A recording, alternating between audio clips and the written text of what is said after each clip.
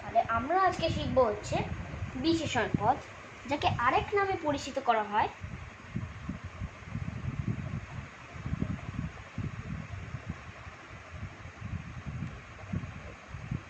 Adjective. এটাকে ইংরেজিতে বলা হয়। এবারে যে পদ অন্য পদের দোষ, গুণ, সংখ্যা, অবস্থা, মাত্রা, ধর্ম, পরিমাণ ইত্যাদি বোঝায় তাকেই বিশেষণ পদ বলে। যেমন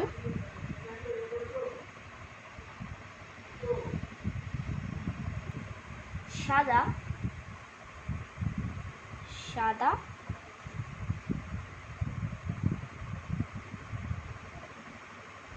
পায়রা।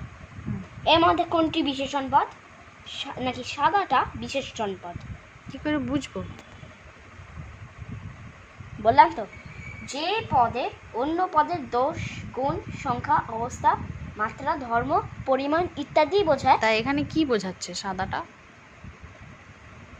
সাদাটা নাকি পায়রাটা কেমন না সাদা? পায়রার কি বোঝাচ্ছে?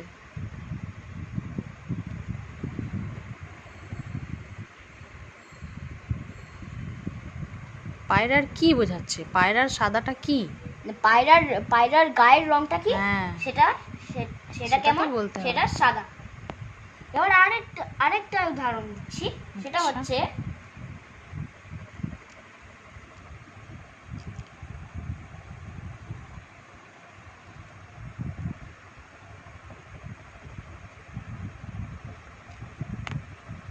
কালো কোকিল নাকি? কালো কোকিল। এর মধ্যে কোকিলের গায়ের রং কি? নাকি কালো? আচ্ছা, তাহলে এটাতেও রঙই বোঝালো। হ্যাঁ। এবার অন্য একটা কিছু উদাহরণ দিয়ে বোঝা দেখি। এবার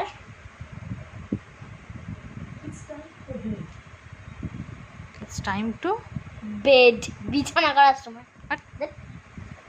যেমন ধরো আরেকটা উদাহরণ,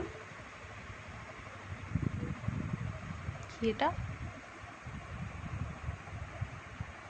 রেবা। রেবা খুব ভালো ভালো নাচে। আচ্ছা, তাহলে এর মধ্যে রেবা কেমন নাচে নাকি ভালো, কতটা ভালো? খুব ভালো। তাহলে কোনটা বিশেষণ? বিশেষণ পদ হচ্ছে এই ভালোটা। আচ্ছা, আর রেবাটা কি?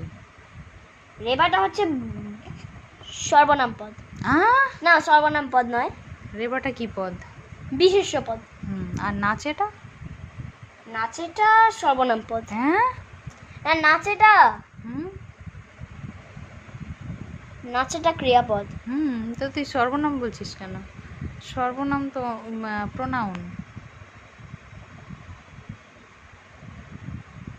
তাহলে আরো একটা উদাহরণ হচ্ছে